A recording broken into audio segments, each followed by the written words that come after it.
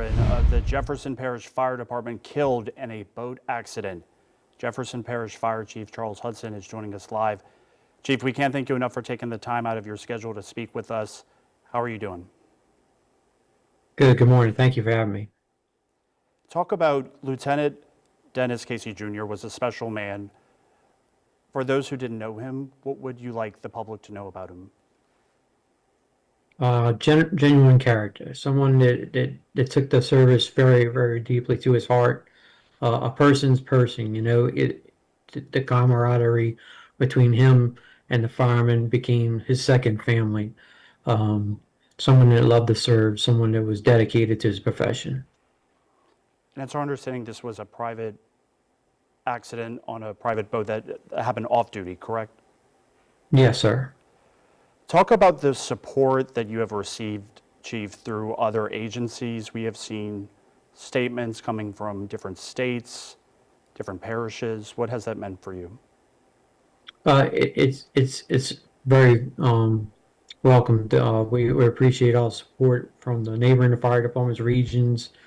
Some from out of state have been reaching out, but it becomes a big family when you're a fireman, and just like law enforcement, EMS. When one's down, we're all down, and I'm feeling that from the outside departments as they're greeting us, and the men and women of Jefferson Parish Fire Department.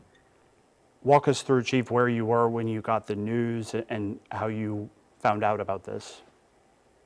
Yesterday morning, I received a call overnight. The few of the men that were really close to him got the call from family.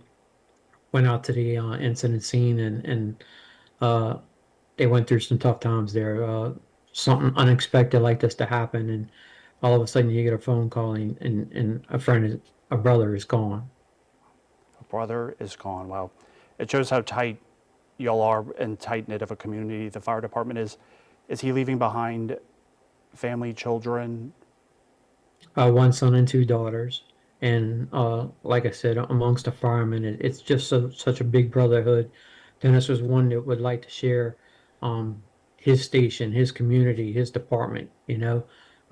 Something happens within, he was like an external father figure because some of the young guys coming on the job, they don't know what to expect. And when you get a veteran with 24 years of service, he's seen a lot. He's done a lot, and he could share those thoughts and with our new firemen. And I've received word from one of them just the other day how they looked at him as someone that helped him away from the job with some of the things that he was going through. And that's the type of leaders that you want to see in the fire service. And I know it's so fresh and so difficult to talk about. If you could talk to Lieutenant Casey, what would be your message to him? It would be thank you. Thank you for being the person that you were. Thank you for doing more than what we expected of you. He reached past what a fireman's skills are, and you saw a response. His willingness to go the extra mile. He deployed on several external deployments during natural disasters to Florida, to Texas, during some of their major hurricane issues, and he was one of the first ones wanting to step up and do that. And that's the extra mile that you go when you committed to this profession. Well, Chief, we can't thank you enough for taking the time to speak with us live this morning. I know it's not easy to talk about, and our hearts here at WDSU go out to y'all.